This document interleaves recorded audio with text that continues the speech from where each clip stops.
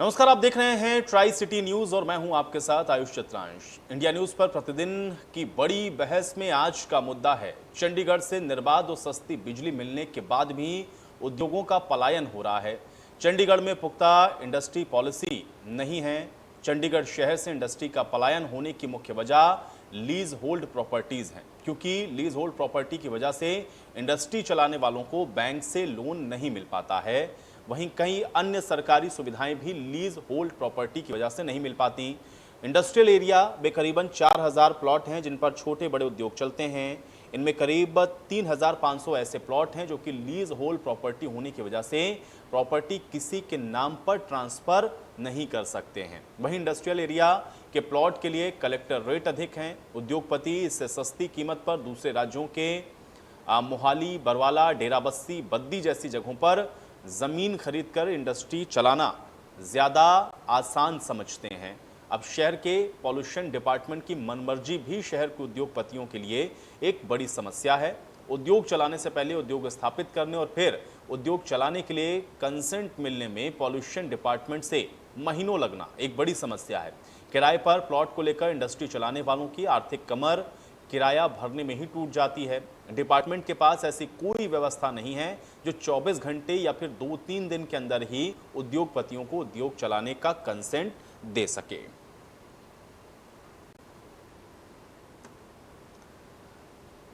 तो lease hold property की वजह से सुविधाएं मिलती नहीं है और उद्योग धंधे इस वजह से भी यहां पर चलाना एक बहुत बड़ी चुनौती होता है और इसीलिए भी यहां पर उद्योग धंधों का जो पलायन है वो भी देखने को मिलता है। और आसपास या अन्य जगहों पर जहां पर ये सुविधाएं इससे ज़्यादा बेहतर हैं वहां पर इंडस्ट्रीज लगाना उद्योगपति ज़्यादा मुफीद समझते हैं। तो अब लीज होल्ड प्रॉपर्टी किसी के नाम आप ट्रांसफ़र कर नहीं सकते हैं। लीज होल्ड प्रॉपर्टी एक बहुत बड़ा मुद्दा है और इस वजह से चूंकि यहाँ पर इंडस्ट्रीज़ और उससे जुड़ी हुई जो अन्य तमाम सुविधाएँ हैं, खासतौर से लोन या उससे जुड़ी हुई जो सुविधाएँ हैं वो मिलने में बहुत दिक्कतें होती हैं और इस वजह से भी उद्योगपति ये बेहतर समझते हैं कि आसपास कि जो एरिया हैं जहां पर इस तरह की समस्या नहीं है वहां पर उद्योग चलाना उनके लिए ज़्यादा मुफीद है और इसलिए वो उन इलाकों का रुख करते हैं और इंडस्ट्री चलाने के लिए वो जगह ज़्यादा उनको कारगर लगती हैं। लेकिन अब ऐसे में सवाल ये उठता है कि अगर इस समस्या का कोई हल या कोई समाधान नहीं है तो फिर उद्योग यहाँ पर कैसे लगेंगे, उद्योग को कैसे बढ़ा पाएंगे। ये तमाम ऐसे महत्वपूर्ण सवाल हैं जो इसके साथ जुड़े हुए हैं और कैसे इसको और बेहतर तरीके से और इसके लिए जो पॉलिसी है वो बनेगी, ये सवाल भी इसी के साथ जुड़ा हुआ है कि आखिर इसको लेकर के कोई तय पॉलिसी क्यों नहीं है, क्यों जो लीज होल्ड प्रॉपर्टीज हैं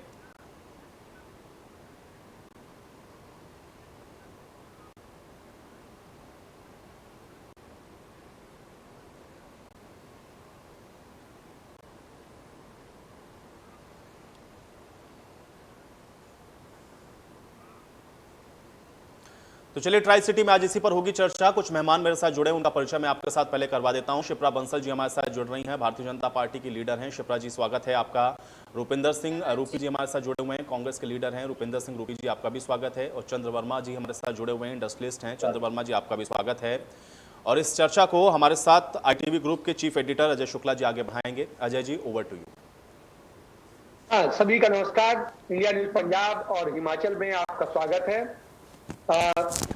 चंडीगढ़ एक ऐसा शहर है जो सपनों का शहर है। जब भारत में पहली बार या भारत के बजाय कहेंगे पूरे एशिया में पहला प्लांट सिटी था जो बसाया गया और जब इसकी प्लानिंग की गई तो पंडित नेहरू ने सोचा था कि हम इसी में ही उद्योग रखेंगे, इसी में गांव भी होंगे, इसमें शहर का भी कंसेप्ट होगा, इसमें छोटी इंडस्ट्रीज होंगी जिससे कि यहाँ पॉल्यूशन ना हो, दूसरी चीजें ना हो, जंगलात हो, अर्बन फॉरेस्ट्री का ये नमूना बने। इन सब चीजों को सोच करके बनाया गया था।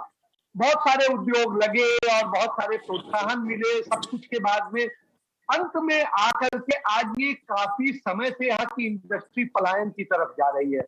क्योंकि रूपी जी खुद भी इंडस्ट्रियलिस्ट हैं, चंद्र जी हैं ही, सिप्पा जी यहाँ से क्योंकि बचपन से ही वाकिफ है तो इसके लिए मुझे जरूरत नहीं है उन्हें कुछ बताने की। तो बैकग्राउंड सबको पता है। अब चंडीगढ़ की स्थिति ये है कि आखिर ये स्थितियां क्यों पैदा हो गई, क्यों ये हालात हो गए। जब MSME एक्ट आया था, मुझे आज भी याद है, तो उस पर डिस्कस हुआ था। MSME एक्ट में प्रोविजन था कि कन्वर्जन होगा, दूसरी चीजें होंगी और उन सब चीज के लिए फीस नहीं होगी जो जो उस एमएसएमई एक्ट के तहत आएंगे, प्लॉट्स आएंगे और वो आएंगे, लेकिन चंडीगढ़ एडमिनिस्ट्रेशन ने सबसे अपने ढंग का नियम बनाया, आधा अधूरा किया, इंडस्ट्रीज ने उसको बेहतर तरीके से फॉलो नहीं किया और इन सबके कारण बड़ी सारी समस्याएं हुई। तमाम उद्योग बिक गए और तमाम इस शहर को छोड़ के चले गए। जब ये स्थिति है तो चंद्र जी आप बताइए, क्योंकि आप इंडस्ट्रियलिस्ट हैं तो आप बताएंगे कि क्यों ऐसी स्थितियां पैदा हुई और क्या ये हालात हो गए और क्या समस्याएं हैं? शुक्ला जी, मैं सबसे पहले ये कहना चाहूंगा कि जब से हमारा इंडस्ट्रियल एरिया अलॉट करना शुरू किया एडमिनिस्ट्रेशन ने, ये 72 से लेके 79 तक जब जो अलॉटमेंट हुई वो फ्री होल्ड बेसिस पे थी, लेकिन 1979 के बाद से 1982 तक इन्होंने जो अलॉटमेंट की वो लीज होल्ड बेसिस पे की। जब लीज होल्ड बेसिस पे इसकी अलॉटमेंट हुई तो इसमें एक क्लॉज थी कि 15 साल के बाद जो प्लॉट्स होंगे, जो अलॉटी हैं, उसको बेच सकते हैं या ट्रांसफर करवा सकते हैं। लेकिन 15 साल के बाद भी गवर्नमेंट ने उसकी कोई पॉलिसी नहीं बनाई। लोगों ने वहां पर अप्लाई भी किया, लेकिन पॉलिसी ना बनने की वजह से आज सारी प्रॉपर्टीज लिटिगेशन में है। मेरे हिसाब से भारत में सिर्फ एक चंडीगढ़ ही ऐसा शहर है जहां पर लीज होल्ड इंडस्ट्रियल एरिया है। अदरवाइज सारे भारतवर्ष में और नोएडा में मेरे ख्याल कुछ एरिया है जहां पर ये लीज होल्ड है, अदरवाइज सबको इंडस्ट्रियल एरिया को फ्री होल्ड कर दिया गया है। हुआ ये कि हमने एडमिनिस्ट्रेशन को पिछले 20 साल से यही गुहार लगा रहे हैं कि हमारे इंडस्ट्रियल एरिया को फ्री होल्ड किया जाए। फ्री होल्ड, अब हमारे इंडस्ट्रियल एरिया से जो अलॉटमेंट से लीज होल्ड मनी आती है वो चंडीगढ़ एडमिनिस्ट्रेशन को 7 से 10 लाख रुपया महीना साल की आती है, जो कि उसके ऑडिट करने के खर्चे से भी कहीं कम है। हमने उनको एक प्रपोजल दिया था कि अगर हम अपने इंडस्ट्रियल एरिया को आप लीज से फ्री होल्ड करते हैं, इससे कम आपको 1000 करोड़ रुपया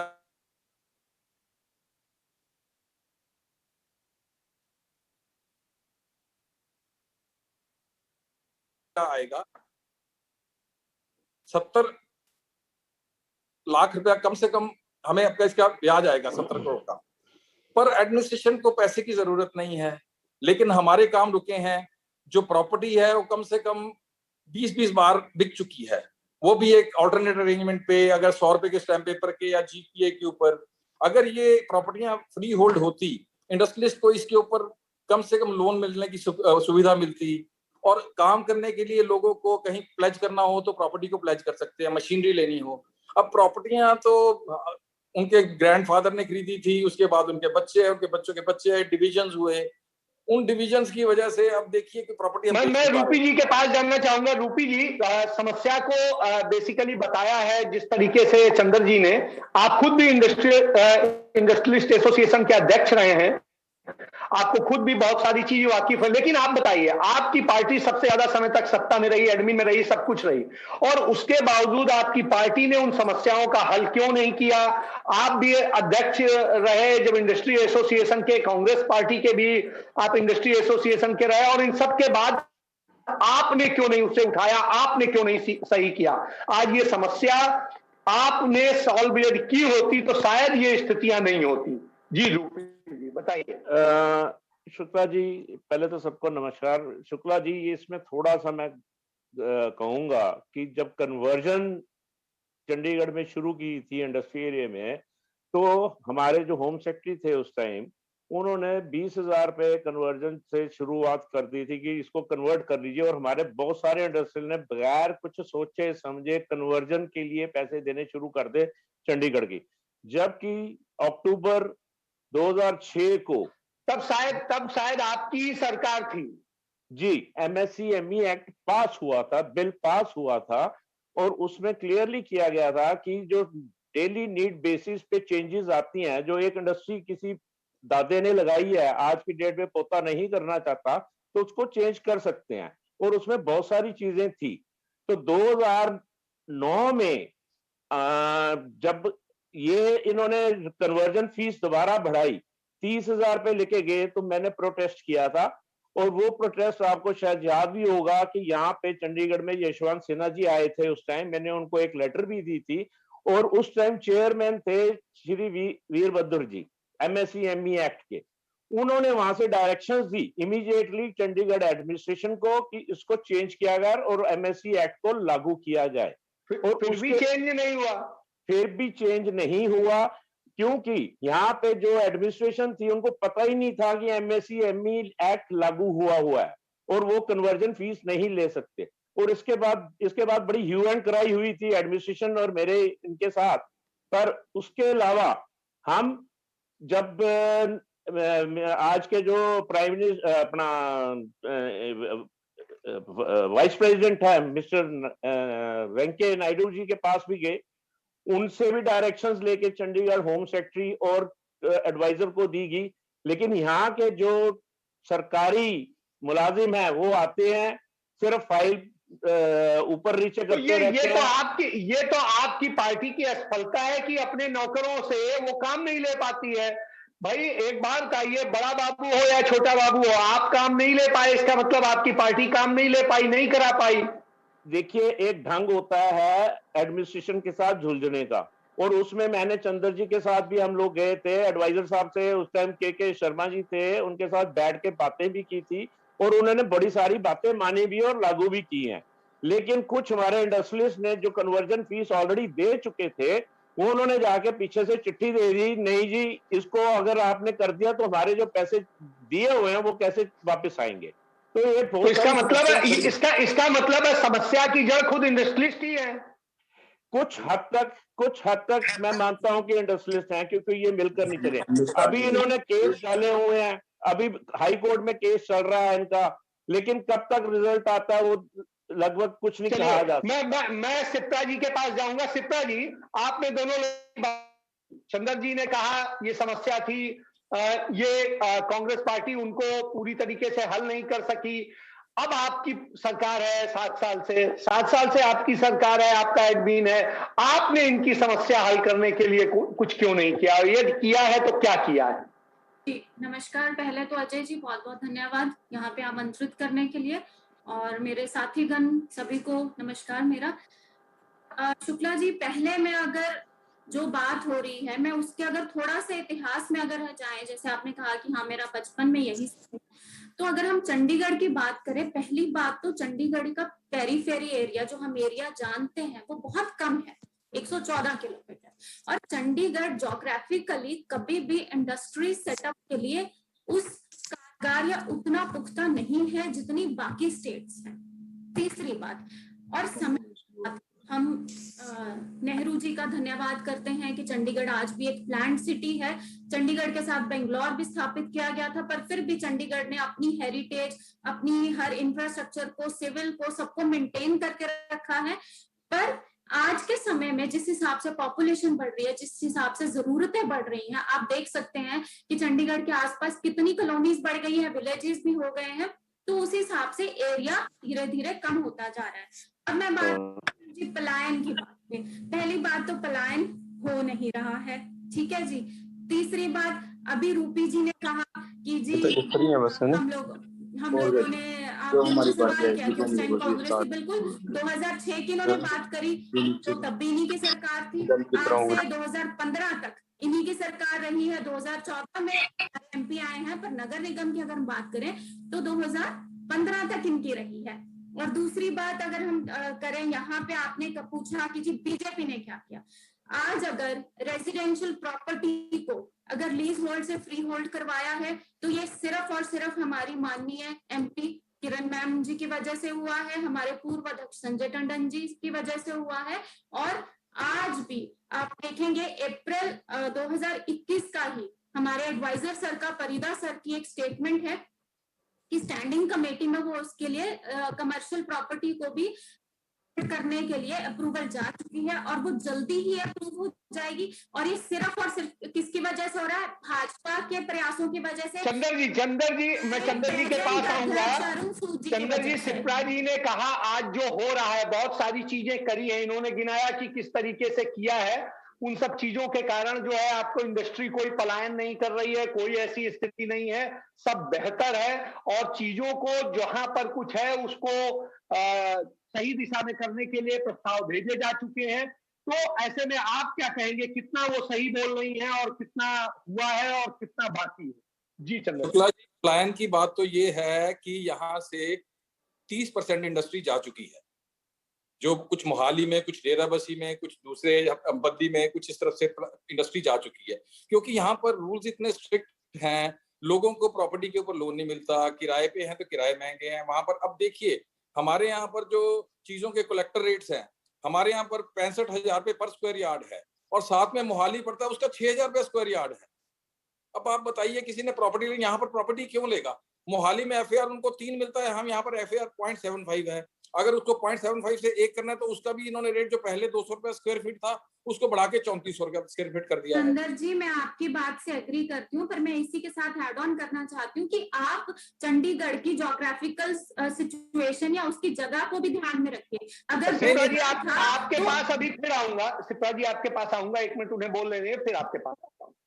शुक्ला जी, मैं ये कहना चाहता हूँ कि इंडस्ट्री का हमने कई बार, अब एडवाइजर साहब ने बोला है हमारी एक लीज टू फ्री होल्ड की जो फाइल है वो मूव होके गवर्नर साहब के पास से एमएचए में जा चुकी है, लेकिन एमएचए में से अगर होके वहां से कब आती है और कब हमें उसका बेनिफिट मिलेगा, कब उसके रेट सेटल होंगे, कब जाके होगा, क्योंकि ये हमारी डिमांड ये पिछले 20 साल से यही है। और उसमें ये देखिए, अगर हमारा आज तो कन्वर्ट होके अगर लीज टू फ्री होल्ड भी करते हैं, अगर उसमें हमें उनका प्रॉपर रेट नहीं मिला, अगर उसका रेट ही बहुत ज्यादा हुआ तो लोग उसको पॉलिसी को ऑप्ट ही नहीं करेंगे। मेरी एडमिनिस्ट्रेशन से यही गुजारिश है कि इसको जल्द से जल्द किया जाए ताकि लोग यहाँ से पलायन करना बिल्कुल बंद करें। रूपी जी आपके पास आऊंगा कि जब ये पलायन हो रहा है, सारी चीजें हो रही, सारी शिकायतें हैं, आपने, आपकी सरकार रहते हुए क्यों इन समस्याओं का हल नहीं निकाला, क्यों नहीं ऐसा किया? आज जो है भारतीय जनता पार्टी प्रस्ताव भिजवा रही है, उनके एमपी भिजवा रहे हैं, आपके एमपी मिनिस्टर भी रहे पवन बंसल, उन्होंने क्या किया? देखिए शिल्पा जी जो कह रही हैं वो बिल्कुल सरासर गलत है। अगर आज कन्वर्जन रेट रुका है चंडीगढ़ में 20,000 से 30,000 तो वो कांग्रेस की देन है। आज अगर एमएससी एमई एक्ट की अवेयरनेस की गई है चंडीगढ़ के अंदर तो वो कांग्रेस की देन है। आज बीजेपी 2014 से इतना बड़ा एजेंडा लेके आई थी जी, हम इसको 1 साल के अंदर फ्री होल्ड कर देंगे।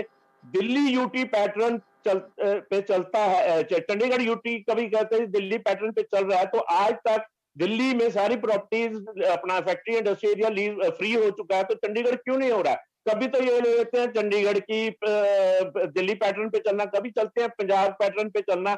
ये बीजेपी वालों को खुद ही नहीं पता। सबसे बड़ी बात, आज 2014 से इनकी सरकार बनी हुई है, 2014 से लेके अगर चंडीगढ़, अगर शिल्पा जी कहती हैं एक छोटा सा शहर है जिसमें छोटी सी आबादी है, तो आज तक क्यों नहीं किया गया? इस पे छोटी सी इंप्लीमेंटेशन क्यों है? मल्टीनेशनल कंपनी, बड़े बड़े मॉल्स बन गए, यहाँ पे हॉस्पिटल्स इंडस्ट्री में आ गए, वो भी जब एमएससी एमई एक्ट हमने बैठ के एडवाइजर साहब के शर्मा जी से करवाया, तब कुछ 11 और 12 कुछ सहूलतें हमारे को मिली, जिसमें हॉस्पिटल, कार वॉशिंग और कुछ मॉल वगैरह बने।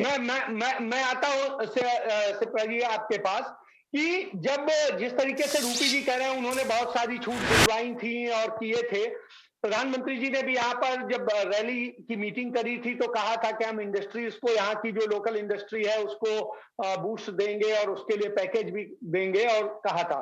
उसके बावजूद क्यों नहीं हो पाया? आपकी एमपी या आपके नेता क्यों नहीं कर पाए? उसे परसों क्यों नहीं कर पाए? क्यों नहीं एडमिन को मजबूर कर पाया? एडमिन ने भी, गवर्नर भी आपके ही है, तो आप ये क्यों नहीं कर पाए? तो मुझे बताएं। मैं सबसे पहले तो शुक्ला जी ये कहना चाहती हूँ कि जो रूपी जी ने कहा, देखिए हम सब एक परिवार हैं, सिर्फ एक विचारधारा का फर्क होता है। मैं रूपी जी से कहना चाहूंगी कि जो मैंने कहा है वो कुछ भी गलत नहीं है, वो ये भी जानते हैं। दूसरी बात, इन्होंने कहा कि जी हमने के शर्मा जी के साथ बैठ के ये किया, कितना लागू हुआ है वो ये भी जानते हैं। चंदर वर्मा जी ने कहा कि जी हम इस चीज को, डिमांड को 20 साल से रख रहे हैं। हमारी सरकार को तो अभी 7 साल हुए हैं, उससे पहले 14 साल अगर हम मान के चले तो किसकी सरकार थी? कांग्रेस की। पवन बंसल जी कोई छोटी मोटी चीज नहीं है, मैं उनका बहुत आदर सत्कार करती हूँ, वो बहुत बड़ी पोस्ट पे रहे हैं, तब भी रह के वो कुछ भी नहीं कर पाए। तीसरी चीज, आप रेजिडेंशियल को अगर हमने फ्री होल्ड करवाया तो किसने करवाया? बीजेपी ने करवाया। आज अगर बाकी चीजें कगार में है या पाइपलाइन में चल रही हैं, वो कौन करवा रहा है? बीजेपी करवा रहा है। और रही बात, आप बार बार पलायन की बात कर रहे हैं, एक इंडस्ट्री के लिए बहुत बड़ी जगह चाहिए होती है। लोग इंडस्ट्री वाले, ठीक है कोलेटरल रेट है, उस पर भी हम वर्कआउट कर रहे हैं। अगर सिप्रा जी इस जगह मैं ये कहूंगा, मुझे आज भी याद आता है जब कांग्रेस शासन में थी, उस समय भारतीय जनता पार्टी के ही लोग वो प्रदर्शन करते थे और ये मांग करते थे कि फेज 3 को शुरू किया जाए और फेज 3 को लेकर के लड़ाई लड़ रहे थे। आज फेज 3 की बात बिल्कुल पीछे छूट गई है, क्यों? देखिए भाई साहब, हर उसका एक समय होता है। सबसे बड़ी बात तो आज जो हमें कोविड में, ऐसा नहीं है कि किसको मुद्दे को डाइवर्ट करना चाहते, बिल्कुल नहीं। जो कोविड वाली सिचुएशन है उसकी वजह से काफी चीजें डिले हुई है, पर जो हम यहाँ पे बात कर रहे हैं, इन्होंने बोला कि जी हमने ये पॉलिसी लेके आए, 2006 में ये किया वो किया, चीजें लागू नहीं हुई ना। कम से कम बीजेपी इतना तो प्रयास कर रही है कि वो उन चीजों को लागू करे। और बीजेपी आप प्रयास कर रहे हैं। चंदर जी मैं आपके पास आऊंगा, चंदर जी आपके पास आऊंगा। ये कह रहे हैं कि बीजेपी कह रही है कि हम लागू करें, और कांग्रेस सिर्फ हवा बात करती थी और उसने एमएसएमई एक्ट बना के छोड़ दिया। अब आप बताइए, सिप्रा जी 1 मिनट आप उनसे जवाब ले लें। चंदर जी बताइए क्या रहा? जी शुक्ला जी, इसमें यह था कि जब एमएसएमई एक्ट आया था, साथ में गवर्नमेंट की कन्वर्शन पॉलिसी भी आ गई थी। कन्वर्शन पॉलिसी में सरकार ने कुछ इंडस्ट्रीज ने, जिन्होंने 125 इंडस्ट्रीज थे जिन्होंने पैसा जमा करवाया, उस अकाउंट में गवर्नमेंट के पास 1500 करोड़ रुपया भी आया। पर जो हमारे इंडस्ट्रीज थे जिन्होंने कन्वर्शन को अडॉप्ट किया था, वो कहते हैं हमारी जो एक्टिविटीज हमें पैसा देकर अलाउ कराई गई हैं, उसके अलावा कोई भी एक्टिविटी हो वो दी जाए। हमारी फिर 2015 में हमारे एडवाइजर साहब मिस्टर विजय देव जी आए थे, उन्होंने एक इंडस्ट्रियल पॉलिसी निकाली। उस वक्त 2015 एक इसकी डॉक्यूमेंट बना, उसमें ये कहा गया कि हम ये चीजें इंप्लीमेंट करेंगे, लेकिन 2015 के बाद फिर कोई चीज इंप्लीमेंट नहीं हुई। मेरी सबसे बड़ी एक आपसे गुजारिश है, आपके माध्यम से मैं कहना चाहूंगा, हमारे यहाँ पर जो इंडस्ट्री में वायलेशन और मिसयूज का जो चार्जेस इन्होंने लगाए हैं, 500 रुपए पर स्क्वायर फीट पर मंथ लगाए हैं। उससे क्या हुआ है कि शहर की सारी प्रॉपर्टियां, सारी की सारी, चाहे इंडस्ट्रियल हैं चाहे कमर्शियल हैं, सब लिटिगेशन में है। अगर हमारा कोई इंडस्ट्रियल, अजय जी अब समय कम है, वाइंड अप की ओर बढ़ते हैं। बिल्कुल उसका जो रूपी जी मैं आता हूं आपके पास। ये जब जिस तरीके से हुआ और 2015 में पॉलिसी लॉन्च हुई और उसको यदि नहीं लागू किया गया, तो आपने या आपकी पार्टी ने उस पर क्या किया? प्रोटेस्ट किया, कोई चीज की, मेमोरेंडम दिया, क्या किया? देखिए जी, हम लगातार मेमोरेंडम और पूरी एजिटेशन करते रहे हैं। जैसे अभी चंदर जी ने कहा कि 500 रुपए पर स्क्वायर फुट लगाया, एसोसिएशंस ने अपनी तरफ से मिलजुल के, हमने उनके साथ मिलकर काफी प्रोटेस्ट वगैरह दिए, एडवाइजर साहब को दिए, लेकिन सरकार बीजेपी की है। अब बीजेपी की सरकार सिर्फ चलती है या स्टेट प्रेसिडेंट के ऊपर या गवर्नर साहब के ऊपर। अब ये जो आदेश देते हैं उसी के ऊपर ये इनका सारी लागू होती है। अब सिप्रा जी मैं यही आऊंगा कि जैसा रूपी जी ने कहा कि आपके यहाँ बस सरकार, गवर्नर जो है पार्टी की तरह से काम करता है और पार्टी अध्यक्ष काम करता है, तो कुल मिलाकर के उसी में फंसा हुआ है और कुछ नहीं हो रहा है, इंडस्ट्री सब पड़ी हुई है। ऐसा कुछ भी नहीं है। यहाँ पे देखिए, अगर आप राजनीति की बात करें तो रूपी जी मैं आपको ध्यान में लेके आना चाहूंगी, 2015 में तो आप भी बीजेपी के कार्यकर्ता थे, आप तो तब कांग्रेस के पार्ट में ही थे। 1 मिनट आपने बोला, मैं चुप रही, अब मुझे बोलने दीजिए, ठीक है। और शुक्ला जी आपने बात करी कि जी फेज 3 वाली बात, फेज 3 में किसानों ने जाके ही वहां पे कोर्ट से स्टे ले लिया था कि हम चंडीगढ़ में फेज 3 नहीं आने देंगे। उसका स्टेटस आप अभी भी देख सकते हैं। अब आपने कहा कि जी हम गवर्नर साहब या हम जी अध्यक्ष इनके बीच में, बिल्कुल नहीं।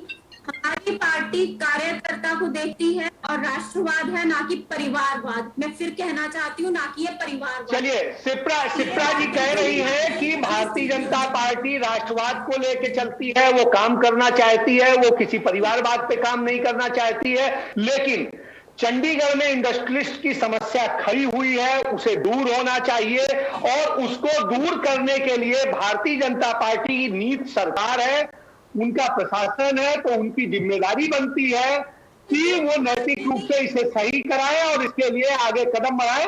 इसी के साथ मैं इस चर्चा को समाप्त करता हूं, वक्त की पाबंदी है, और आप सभी का धन्यवाद करता हूं कि आप सब आए इस मुद्दे को भारतीय जनता पार्टी अपने शीर्ष नेतृत्व के जरिए और सबसे उठा करके इसे समस्या का समाधान कराएगी।